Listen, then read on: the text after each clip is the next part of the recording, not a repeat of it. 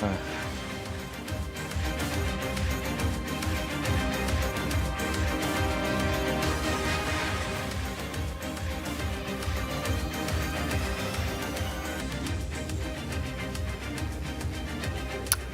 CNBC आवाज़ HDFC sky election headquarters में आपका स्वागत है। मार्केट में इस समय कोहराम, निफ्टी 22,000 के नीचे 21,934 पर इस समय, बैंक निफ्टी 4,000 पॉइंट के करीब नीचे 7.5% और मिड कैप इंडेक्स 7.5% नीचे। एक बार निफ्टी PSU बैंक इंडेक्स देख लीजिए आप, बस वो सारी कहानी बयां कर देगा आपको आज की मार्केट की। PSU बैंक इंडेक्स 15.5% नीचे, जी हाँ इंडेक्स 15.5% नीचे है। नीरज जी के पास चलते हैं एक बार और समझ लेते हैं कि क्या हो रहा है यहाँ पर। नीरज जी, अब तो ये फंस गया मामला। जी बिल्कुल अनुज, अभी तक के जो आंकड़े दिख रहे हैं उससे लग रहा फंस, लेकिन उससे ज़्यादा इंटरेस्टिंग बात मुझे लग रही है कि ये 292, 94 और 230 ये पिछले आधे घंटे से नंबर एकदम स्टैंड स्टिल है। एक बार इधर एक आध चीज़ उधर होता है, ये पता नहीं काउंटिंग स्लो हो रही है क्या हो रहा है, ये मुझे थोड़ा सा आश्चर्यजनक लग रहा है कि नंबर वहीं पे एकदम ठहरे हुए हैं। लेकिन चलिए इसी नंबर को हम अगर देखें तो अगर मान लो यही नंबर रिजल्ट में कन्वर्ट हो जाए सपोज, तो फिर एक वीक एनडीए गवर्नमेंट दिख रही है। वीक क्योंकि इसमें बीजेपी का जो कंट्रीब्यूशन है वो 240 है, जो कि पिछले से बहुत कम है, मतलब लगभग 60-65 सीट से कम है। तो एक वीक गवर्नमेंट का फॉर्मेशन होता हुआ दिखेगा अगर यही नंबर रिजल्ट में कन्वर्ट होता है।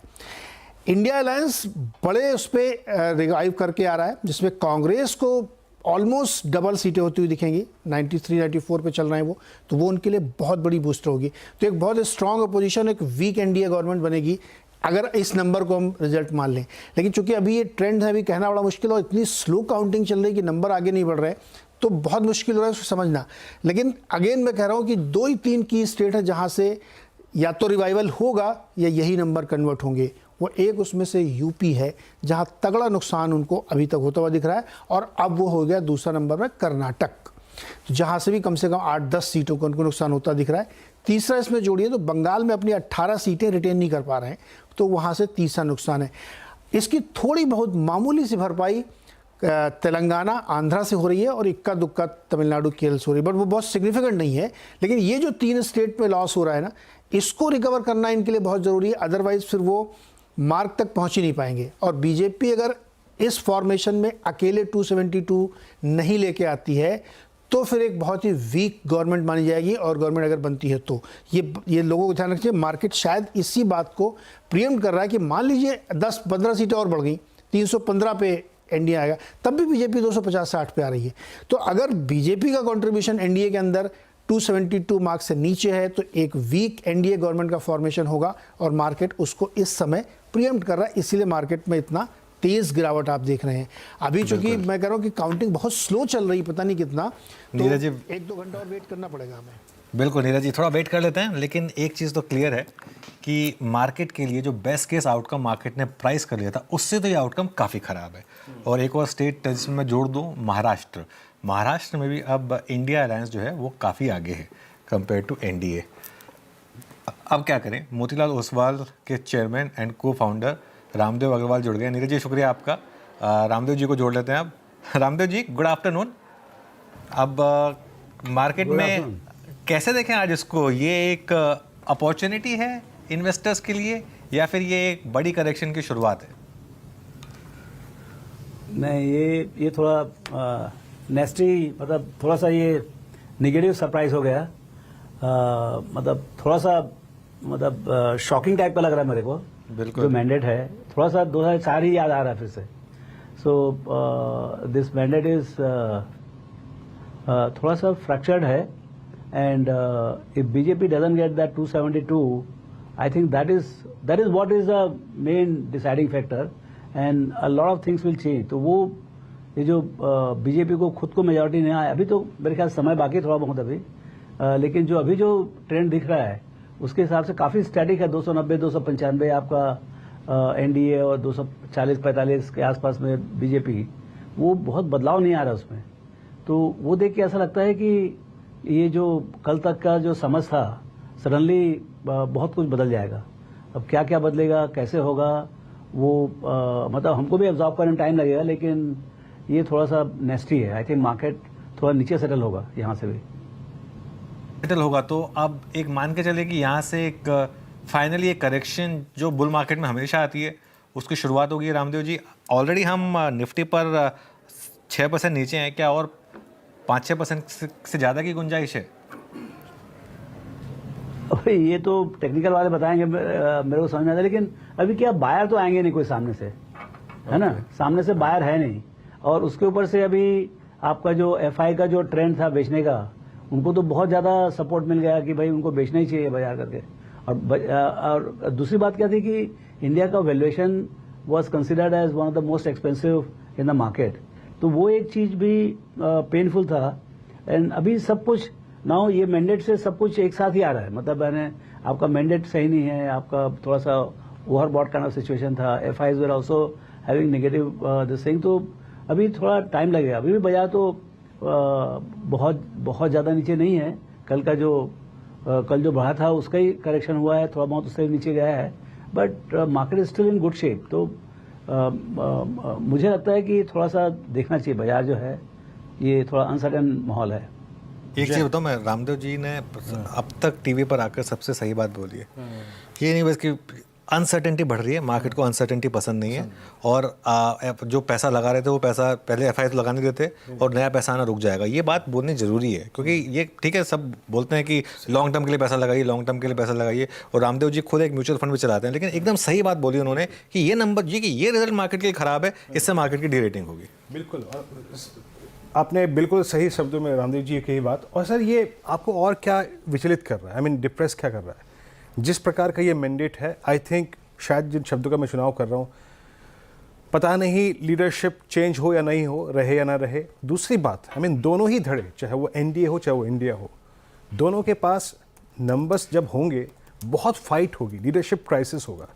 क्या ये एक वर्स्ट मैंडेट है, आप मान सकते हैं इस बात को, at least from market perspective? Stability नहीं होगी इसमें। आप मुझके पूछ रहे हैं?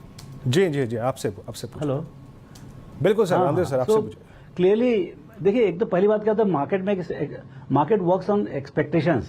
आप जो उम्मीद जो बनाते हैं उसके हिसाब से चलता है। कल आपने एक उम्मीद बनाई कि 361 400 के आसपास आपका एनडीए आएगा, बीजेपी आएगा, 340 50 310 20, इस टाइप का आप एक माहौल बनाया। वो प्राइस इन होगा कल पूरा का पूरा दिन भर मंडे को आपने वो प्राइस इन किया, और आज आप सवेरे जब एक्चुअली मतलब ये खुलता है, क्या नाम है आपका, पूरा काउंटिंग चालू होता है, तो situation is not 5-10% here and there, it's a completely different situation. So ये आपको एक्सेप्ट करना ही पड़ेगा। ये this is dance of democracy, I will say this is the dance of democracy, and you can't take everything for granted in terms of in democracy. So whatever is the issue, whether it is a rural distress or whether it is a casteism or whatever, but I mean one has to go into that far more deeper later on. But right now atmosphere of uncertainty is there. Good thing is that still we are getting NDA government. I mean I think 290 295. I don't think there is a crisis about the formation of the government, but still there is a coalition within the NDA. So I think the power equation within the NDA itself would be different. So ऐसा मुझे लगता है कि थोड़ा सा let's absorb. It's too shocking. I think मेरे ख्याल से थोड़ा सा absorb करना चाहिए पूरा डेवलपमेंट, और 1-2 दिन और देखना चाहिए क्या होता है। फिर उसके बाद तो देखिए लॉन्ग टर्म की अपन बात कर सकते हैं, लेकिन अभी आज के दिन में तो ये जो मैंडेट है उसके बारे में बात करना चाहिए कि इसका immediate impact, short term impact, और even it will have even long term impact. तो उसके बारे में बाद में बात करेंगे कि भाई कैसे होगा। लॉन्ग टर्म इन्वेस्टिंग चालू है, ऐसा नहीं कि हम जाके बाजार में बेच रहे हैं और ऐसा कुछ डरने डराने की बात नहीं। You should always be ready for 15-20% correction के लिए, ऑलवेज रेडी होना चाहिए एज एन इन्वेस्टर। तो वो जो रिस्क जो बोलते हैं इक्विटी मार्केट का, that is playing out today. Anuj, हम 7% नीचे, लेकिन 7% नीचे हैं। और एक चीज़ बताऊं मैं आपको, अब पॉसिबिलिटी जो थी ना सर्किट की, डाउन सर्किट की, वो जेन्युइन लग रही है मुझे, अब जेन्युइन लग रही है। ये कुछ देर में इसको रिविजिट करेंगे, क्योंकि अब 7% नीचे हो गए हैं हम निफ्टी पर, और बैंक निफ्टी तो अब 8.5% नीचे है, मिड कैप इंडेक्स 9% नीचे। रामदेव जी, सरकारी कंपनियों में सबसे ज़्यादा पैसा बना है सरकारी स्टॉक्स में, और आज पीएसयू बैंक इंडेक्स करीब 16% नीचे है इस समय। क्या यहाँ पर भी और अब बड़ी डी रेटिंग आएगी आपके हिसाब से? देखिए, मैं एक्चुअली स्पेसिफिक इंडेक्स बारे नहीं बोलती। What ever was most popular till yesterday evening, कल जो सबसे ज्यादा पॉपुलर था उसकी सबसे ज्यादा पिटाई हो गई। और इसका मतलब ये नहीं है वो खराब है, क्योंकि भाई लोगों ने पैसे वहीं बनाए हैं, लोगों का बेट वहीं पर है और वहीं पर डिसअपॉइंटमेंट है। तो ऑब्वियसली सबसे पहली बात तो क्या होता है कि भाई आपके बायर उड़ जाते हैं वहां से, कोई बायर नहीं है आज के दिन में, सिर्फ सेलर ही है। तो अभी सेल किसको करोगे आप? सो आई थिंक जो एक्सेसिव वैल्यूएशन था, चाहे वो पीएसयू सेक्टर में हो, चाहे कोई भी कैपिटल गुड्स सेक्टर्स में है, डिफेंस में है, कंपनीज तो अच्छी हैं, लेकिन सवाल क्या है कि आपका क्या वैल्यूएशन होना चाहिए। जो एक्सेसिव स्पेक्युलेटिव पोजीशन बन गए थे, अब उसको रीथिंकिंग होगा और वो प्राइसेस जो है ना थोड़े आसमान में थे वो जमीन पे गिरेंगे। वो एक तरह से थोड़ा सा हेल्दी भी हो जाएगा बाजार, बट थोड़ा अनफॉर्चुनेट सर्कमस्टेंसेस है। हाँ बिल्कुल, जैसे PFC, REC, BEL, Ramdev sir, ये सारे के सारे स्टॉक 25% नीचे गिर गए आज एक ही दिन में। और ये लार्ज कैप स्टॉक्स हैं, 25% का मार्केट कैप उड़ गया। रामदेव सर, मैं एक सवाल और पूछ रहा था, क्योंकि आपने भी ये काफ़ी देखा है, बहुत पैसा आया है कोविड के बाद नए निवेशकों का, एसआईपी फ्लोज 20,000 करोड़ पहुंच गए हैं। इस मार्केट ने या इस पैसे ने अब तक कोई सिग्निफिकेंट करेक्शन नहीं देखी थी, ये पहली सिग्निफिकेंट करेक्शन है। क्या ये पैसा मार्केट में बना रहेगा, या आपको ये रिस्क लग रहा है कि एक तरफ तो एफआईआई इन्वेस्ट नहीं कर रहे हैं, ये पैसा भी अब थोड़ा कम हो जाएगा मार्केट में आना? थोड़ा सा मतलब देखिए, करेक्शन होना भी चाहिए थोड़ा सा। ये जो डीप करेक्शन है उससे ये लोगों को मालूम पड़ेगा भाई ये रिस्क मार्केट है, ये इक्विटी मार्केट थोड़ा रिस्क है। ऐसा नहीं है वन में होता है, आप आ जाओ और आपके पैसे बन जाएंगे 25%, 30%। देखिए 8 सवा 8 हजार का इंडेक्स कल तक अभी भी 22,000 है, तो 3 गुना तो है ना अभी भी इंडेक्स। तो लोगों ने पैसे बनाए हैं, और जब जो एक्टिव परफॉर्मेंस है स्मॉल कैप मिड कैप में तो और भी ज्यादा बना हुआ है। तो पैसे लोगों ने बहुत अच्छे बनाए हैं। अभी भी ऐसा कोई 10-20% करेक्ट होगा तो ऐसा दुनिया का अंत नहीं हो जाता है। बट ये जो माहौल है, ये जो रिस्क होता है, जो सडनली आप एक्सपेक्टेशन एक्स बना लेते हो और reality turns out to be y, और वो जो करेक्शन हो रहा है वही हो रहा है अभी। और ये मतलब ये होना ही था, मतलब इस टाइप का यदि आपका सरप्राइजिंग नेगेटिव न्यूज आएगा, जो एक्सपेक्टेशन था उससे वे वे वे बियॉन्ड। मतलब कल तक अपन पार्टी की बात कर रहे थे, बड़ी पार्टी की बात कर रहे थे, और आज पार्टी मतलब मिले भी ना मिले ऐसा लग रहा है। रामदेव सर, फाइनल वर्ड्स आपके, आप क्या मैसेज देंगे इन्वेस्टर्स को? दरअसल बीते लगभग 10 वर्षों में सर हमेशा बाय एंड डिप्स की आदत पड़ गई थी, लेकिन फाइनली जो अब अगले 6 महीने का प्रोस्पेक्टिव है, यूएस में इलेक्शन, आपका आईटी कोलैप्स, अब आपका लीडरशिप क्राइसिस, आपकी कोलिशन गवर्नमेंट, क्या मैसेज है फाइनली इन्वेस्टर्स को? कैसे अप्रोच करें अब इक्विटीज को, क्योंकि अब यहाँ से रिस्क एलिमेंट बहुत खुल गया है?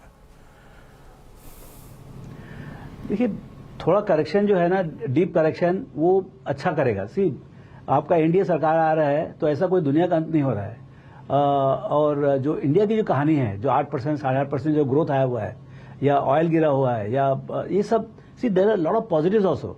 तो ये सब प्ले आउट करेगा, कैसा कॉर्पोरेट अर्निंग शेप अप हो रहा है, इसका एकदम से कुछ बदलने वाला नहीं है।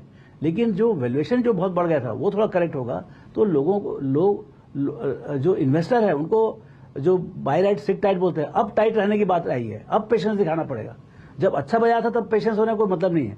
अब खराब बाजार में आप बाजार में डटे रहोगे नहीं रहोगे बात है, तो बाजार में डटे रहना पड़ेगा। लेकिन बाजार करेक्ट होगा, गिरेगा, वो भी दर्द आपको सहना पड़ेगा। ये बड़ी बात है अभी। बिल्कुल। और मैं एक चीज़ मतलब कहना नहीं चाहता, लेकिन बैंक निफ्टी तो करीब 9% नीचे और मिड कैप इंडेक्स 9% नीचे। एडवांस डिक्लाइन, आई थिंक इतना खराब एडवांस डिक्लाइन हमने कभी नहीं देखा था। फिर एक और चीज़ कहूँ मैं, ये प्राइसेस हमने लास्ट टाइम करेक्शन के हिसाब से देखे थे कोविड के टाइम पे, लेकिन उस समय वो प्राइसेस जेन्युइन नहीं थे, उसमें वॉल्यूम नहीं थे। ये हैवी वॉल्यूम पे प्राइसेस हैं, ये रियल प्राइस डिस्कवरी वाले प्राइसेस। सामने बायर नहीं है। एग्जैक्टली, सामने बायर नहीं है, प्रॉब्लम ये है। रामदेव सर, आप आज कुछ हिम्मत करोगे या फिर अभी नहीं, अभी थोड़ा सा अवॉइड ही करेंगे? Actually Anuj actually I am buying today. Wow, that's big statement. आप बाय कर रहे हैं आज? या ओके। कौन कौन से सेक्टर्स में स्टॉक्स तो आप बताएंगे नहीं? Please don't ask me anything. नहीं, वो मैं, रामदेव सर आप जानते हैं मैं थोड़ा सा ऐसे ही मजाक में कह रहा था, लेकिन बड़ी बात यह है कि आप आज बाय कर रहे हैं, लेकिन विद अ व्यू कि यहाँ से जो आप बाय कर रहे हैं वो और 10% गिर सकता है। पक्का, ये तो मेरे मालूम है 10% क्या 20-25% में गिर सकता है। लेकिन साहब हम आज के लिए नहीं खरीद रहे हैं, हम खरीद रहे हैं 3 साल 5 साल के लिए।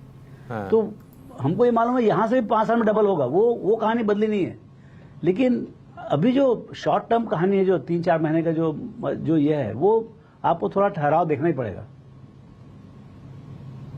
चलिए रामदेव सर, बहुत बहुत शुक्रिया आज हमारे साथ जुड़ने के लिए, और एक बहुत टफ दिन पर आपने समय निकाला, उसके लिए बहुत बहुत शुक्रिया।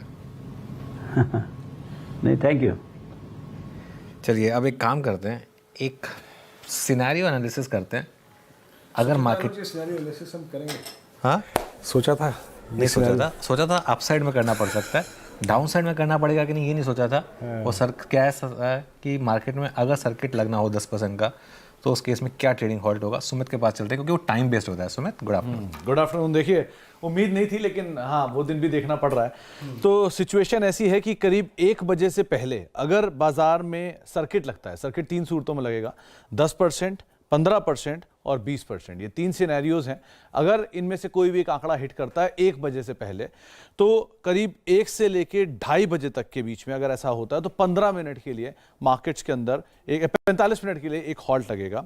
और अगर 1 के बाद, 1 से पहले होता है तो 45 मिनट के लिए हॉल्ट है, 1 के बाद होता है 1 से 2:30 के बीच में तो 15 मिनट के लिए हॉल्ट है, और 2:30 के बाद होता है तो पूरे दिन के लिए हॉल्ट लग जाएगा। तो पहली सिनेरियो 10, 15, 20, ये 3 तरह के सर्किट्स हैं, और इनमें से कोई भी सर्किट अगर 1 बजे से पहले लगता है तो ट्रेडिंग 45 मिनट के लिए हॉल्ट होगी, 1 से 2:30 के बीच में लगता है तो 15 मिनट के लिए हॉल्ट होगी, और 2:30 के बाद लगता है तो ये जो हॉल्ट होगा ये पूरे दिन के लिए रहेगा। तो ये सर्किट की लिमिट्स हैं जिनको आप ज़रूर ध्यान रखिएगा।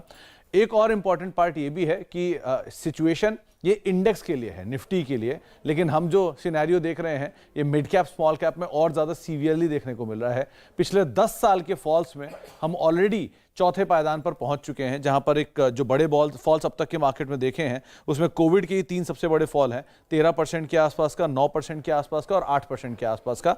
ऑलरेडी हम 6% में पहुंच चुके हैं, तो हम कोविड के बाद का सबसे बड़ा फॉल ऑलरेडी विटनेस कर रहे हैं। तो इस तरह के बड़े फॉल्स अब तक जो नए इन्वेस्टर उन्होंने नहीं देखे हैं तो उनके लिए एक बहुत बड़ी फॉल है। लेकिन अगर 10% के आसपास का बड़ा डिप मार्केट ले लेता है और 1 बजे से पहले ले लेता है तो 45 मिनट का हॉल्ट होगा, 1 बजे के बाद ले लेता है तो 15 मिनट का, और 2:30 बजे के बाद लेता है तो आज के लिए ट्रेडिंग बंद हो जाएगी। तो उस हिसाब से आप मार्केट सिचुएशन को देख के चल सकते हैं। सुमित, बहुत बहुत शुक्रिया। वैसे मार्केट में आजकल सर्किट कम लगते हैं वीरू, मतलब क्योंकि क्या होता है कि थोड़ी सी तो बाइंग आई जाती है। जैसे रामदेव सर ने कहा कि हम तो यहाँ पर बाय कर रहे हैं, तो ये इंटरेस्टिंग होगा। करीब करीब 9.5% बैंक निफ्टी नीचे। अच्छा, अब हमारे साथ एबेकस एसेट मैनेजमेंट के फाउंडर सुनील सिंघानिया जुड़े हैं क्या? सुनील सर, ओके, कुछ ही देर में जुड़ेंगे। अच्छा रामदेव सर अगर हैं क्या अभी तक, तो एक सवाल और पूछना था उनसे एक्चुअली। ओके, चलिए शरद के पास चलते हैं। शरद, गुड आफ्टरनून। ये गुड तो खैर नहीं है आफ्टरनून किसी भी तरीके से मार्केट वालों के लिए, एक्सेप्ट जिन्होंने शॉर्ट कर दिया। अब क्या करें इस मार्केट में?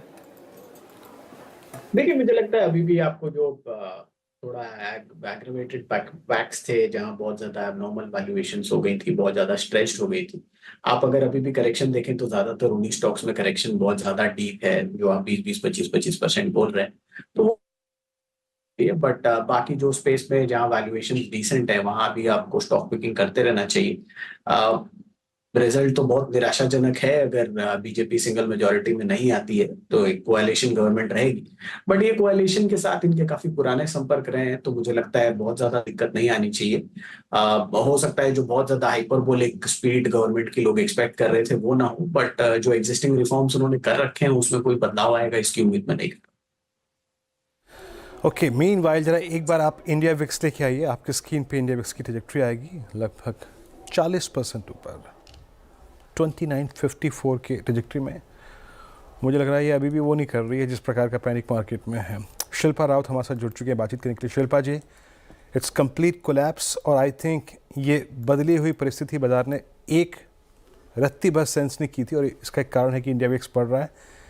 हर्षदा, पोस्ट अप्रैल 2023 फर्स्ट टाइम निफ्टी इतना क्लोज है अपने 200 डे एक्सपोनेंशियल मूविंग एवरेज। अब हार्डली 300 पॉइंट रह गए। हार्डली इसलिए बोल रहा हूँ क्योंकि कोई बड़ी बात नहीं है। अब आप देखिए ना कितने फिगर्स है, 291, और मोर और लेस अगर आप देखें पिछले 1 घंटे में स्टेबल है। अब नीरज जी कह रहे थे कि शायद काउंटिंग स्लो चल रही है, बट अगर ये मान के चले तो बाजार पूरा रिएक्शन देता हुआ। शिल्पा जी, आपका व्यू 21,300 की ट्रैजेक्टरी लग रही है आपको जिस प्रकार की ऑप्शन प्लेसमेंट है अब? जी बिल्कुल वीरेंद्र जी, 21,800 के नीचे तो एक फ्री फॉल ही हम लोग एक्सपेक्ट कर रहे हैं, और 21,000 20,800 तक के एक लेवल मुझे लगता है हो सकता है आपको टेस्ट करते हुए इमीडिएटली मिल भी जाए।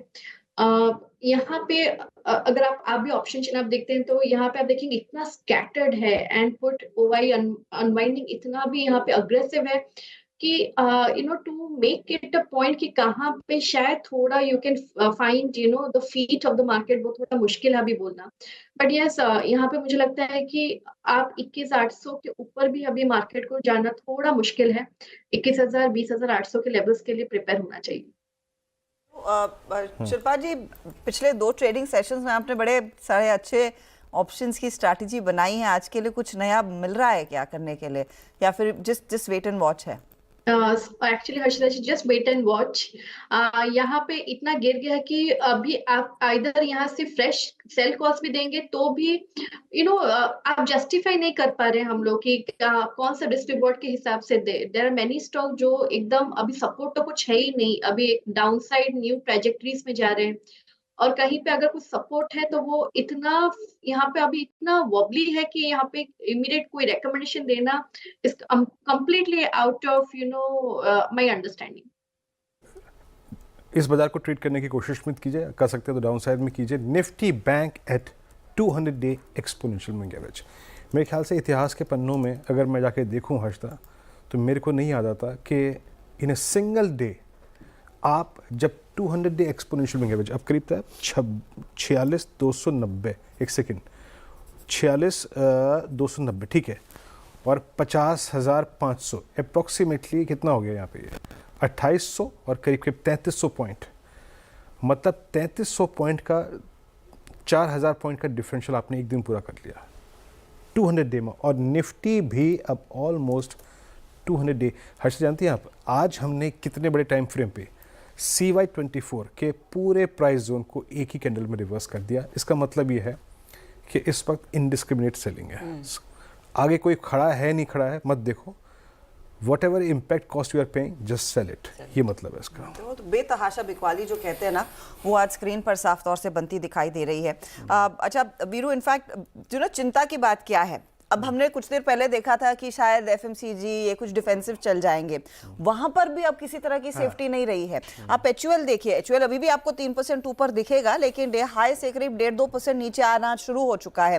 ब्रिटानिया में पोजीशंस हल्की होना शुरू हो चुकी है। नेस्ले, आपका एशियन पेंट, सिप्ला, TCS मुझे याद है सुबह में डे हाई पर पहुंच रहा था, और वहां पर थोड़ा सा लग रहा था कि मामला थोड़ा संभाल लेंगे काउंटर्स, पूरी तरह से नहीं, लेकिन कुछ कुछ खरीदारी दिखती है तो थोड़ा सा दिल को सांत्वना मिलती है, लेकिन वो नहीं हो पा रहा है। अब यहाँ पर क्लियर कट पैनिक है, और जहाँ पर भी 2-4 रुपए सुबह में बने हैं वो भी लोग निकालना शुरू कर रहे हैं। बिल्कुल, आई थिंक जहाँ पे भी आई थिंक पॉसिबिलिटी लग रही है, अगर आप देखें कुछ प्रॉफिट्स को लॉक करने की सब कर रहे हैं। मैं तो यही देख रहा हूँ अर्षिता, आपसे बात करते करते अब फर्दर 200 पॉइंट निफ्टी स्लाइड हो गया। याद रखिएगा वो क्लस्टर है 21,300 मोर और लेस। अब आइए देखिए, जहाँ पे बाजार जो एक्स्ट्रा प्रीमियम देके बैठा था, हमारी आई थिंक क्या फिगर लेके चल रहा था, RBI का स्ट्रॉन्ग डिविडेंड, बड़ा budget, strong capex. Look at ABB, I think बीते 6 महीने का सबसे बड़ा स्टॉक, आई थिंक मूव देने वाला स्टॉक। जरा ABB स्क्रीन पे लेके आइए। शरद जी, आप इन स्टॉक्स को कैसे अप्रोच करेंगे? 7,254 स्क्रीन बता रही है कि क्या माजरा है अभी, क्या यहाँ पे एटलीस्ट कोई बाइंग का अटेम्प्ट ना करें? सिविल डाउनसाइड की पॉसिबिलिटी है? देखिए, ABB सीमेंट्स इन स्टॉक्स में तो ऑब्वियसली ये प्रोबेबिलिटी बनती है, क्योंकि आप अगर वैल्यूएशन डिस्कम्फर्ट भी देखें तो मेरे हिसाब से हाईएस्ट लेवल पे होगा। तो इन स्टॉक्स को तो मैं अभी भी अवॉइड ही करूंगा। 15-16% करेक्शन भी अट्रैक्टिव नहीं हो जाएंगे। शायद 70-75 टाइम 2 ईयर फॉरवर्ड ज्यादातर स्टॉक्स ट्रेड कर रहे हैं। LNT में अगर आपको ऐसी कोई टिप मिलती है तो मेरे हिसाब से वो एक डिसेंट बेट हो सकती है। मुझे नहीं लगता कि बहुत ज्यादा फर्क पड़ता है उसमें ये सब इवेंट से। तो वहां पे आप यूज करिए उस डिप को बाई करने के लिए। वैसे ही जैसे सीमेंट और मेटल्स में बहुत ज्यादा रैली आ गई थी एक्सपेक्टेशन पे कि ये सब होगा, तो वहां पे अगर डालमिया भारत जैसी स्टोरीज है वो आपको मिलती है, वहाँ वैल्यूएशन कंफर्ट है, तो स्पेसिफिक स्टोरीज पे आपको फोकस करना होगा जहाँ वैल्यूएशन कंफर्ट है, वहाँ ग्रेजुअली पिक करते रहिए, पोजीशन बनाते रहिए। मुझे नहीं लगता कि स्ट्रक्चरली कुछ डैमेज होता है। हाँ, हो सकता है आप 10-15 दिन के लिए थोड़ा सा एक नेगेटिव टाइम जोन में चले जाएं। Extreme pain. और याद रखिएगा अब हम ऑलमोस्ट जाते हुए 381 और कहाँ प्लेस्ड है 281, यानी हार्डली अब 100 पॉइंट का डिफरेंशियल है। यानी डॉक्टर साहब फ्लैश जरूर करवाइएगा कुछ देर बाद 27 मार्च 2023 के बाद first time that we are heading towards 200 day exponential moving average. स्थिति खराब है। आई थिंक मैं शॉर्ट के बारे में भी कुछ बात नहीं कर सकता, क्योंकि शॉर्ट के लिए मैं क्या बात करूँ। पुट्स में प्रीमियम काफ़ी शार्प हैं, बट नीरज जी का चले क्या? हाँ, मुझे लगता है अब उन्हीं के पास चाबी रहेगी अब यहाँ से अगला मूव क्या आने वाला है। नीरज जी, मार्केट के हाल तो बेहाल हो गए। अब 21,329 हो गया, 1900 पॉइंट नीचे, 8% का करेक्शन आज के आज निफ्टी दिखा रहा है।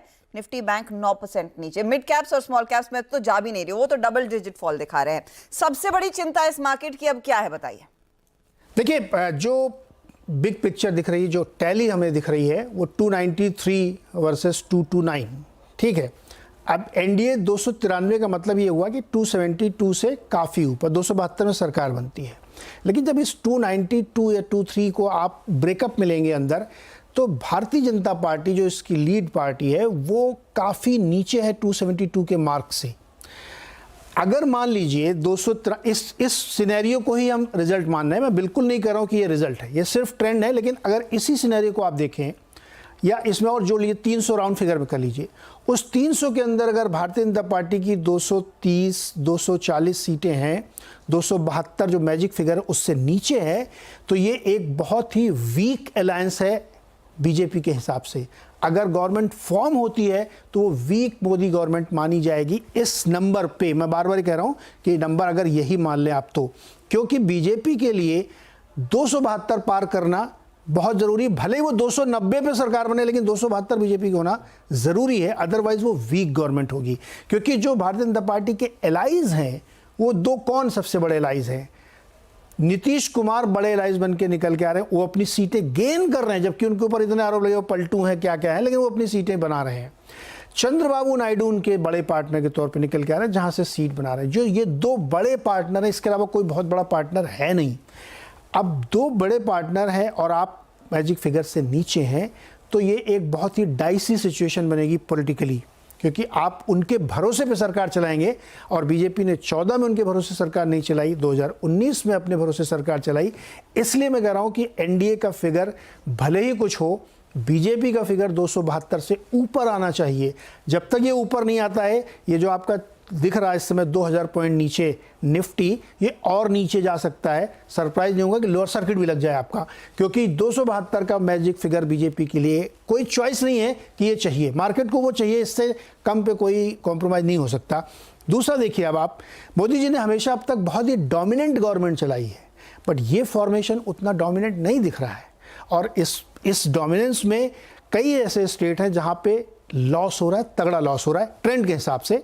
यूपी में तगड़ा झटका है, बंगाल में 18 सीटें रिगेन नहीं कर पा रहे हैं, गेन की तो छोड़िए, रिटेन नहीं कर पा रहे हैं। कर्नाटक में भी नुकसान हो रहा है। तो ये जो जहां पहले से आपकी थी वहां आप रिगेन नहीं कर पा रहे हैं। केवल एक बिहार सरप्राइजिंगली आपको बहुत नुकसान नहीं दे रहा, लॉस नहीं दे रहा। और दिल्ली जहां सबसे ज़्यादा ड्रामा हुआ वहां भी आप 7 के 7 पे आगे दिख रहे हैं।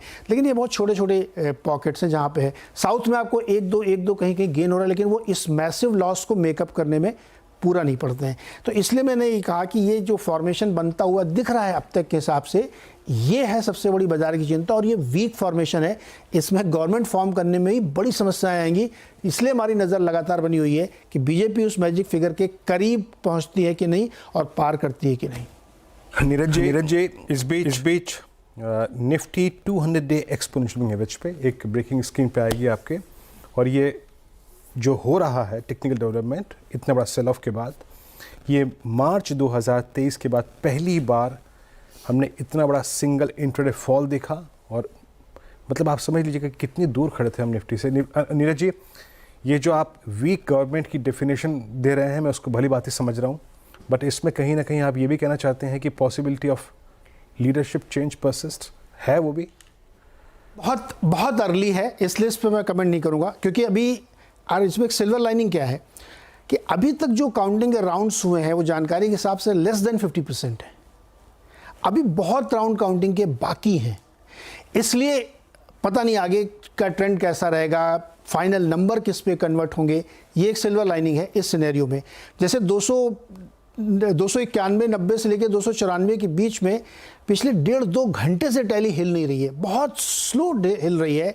या तो मैं ये मान के लूँ कि 100 वोट गिने जाते हैं उसमें इसी इक्वेशन में बढ़ जाते हैं, या वो स्लो प्रोसेस है या अपडेट नहीं हो रहा है, इसलिए पता नहीं चल पा रहा कि इतनी स्लो कैसे हो रही। चूँकि अब तो 12:30 बजने वाला है, 1 बजे तक ट्रेंड क्लियर हो जाना चाहिए था, लेकिन अब तक अगर 50% केवल काउंटिंग हो पाई है तो ये एक ओपन सिचुएशन आपके लिए रखती है कि आगे कुछ भी हो सकता है। तो ये एक सिल्वर लाइनिंग है। लेकिन आप जो कह रहे हैं कि क्या चेंज हो सकता है, अभी मुझे लगता है थोड़ा सा लिटिल अर्ली है, लेकिन ये तय मानिए कि 272 के नीचे अगर बीजेपी है, 230, 240, 250 के आसपास, तो जिस आशंका या जिस डर को आप जता रहे हैं वो सच भी हो सकता है, इसमें कोई दो राय नहीं है। और मार्केट के लिए वो बिगेस्ट रिस्क होगा। मैं अगेन कह रहा हूं कि अगर वो सिनेरियो बन रहा है तो आप लोअर सर्किट के लिए तैयार रहिए। लेट्स होप कि वैसी स्थिति ना देखने को मिले मार्केट के पर्सपेक्टिव से, लेकिन जैसे नीरज जी कह रहे हैं कुछ और टाइम दीजिए।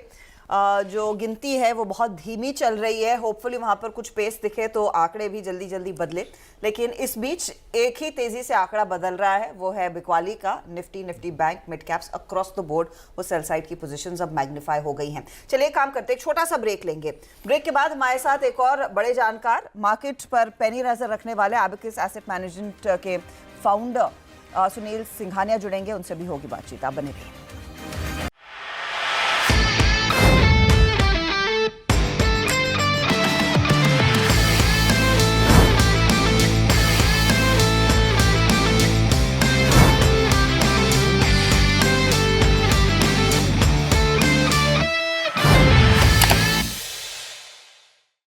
बता दें कि मनी कंट्रोल पर दिए गए विचार एक्सपर्ट्स के अपने निजी विचार होते हैं।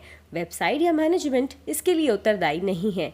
यूजर्स को मनी कंट्रोल की सलाह है कि कोई भी निवेश निर्णय लेने से पहले सर्टिफाइड एक्सपर्ट की सलाह लें।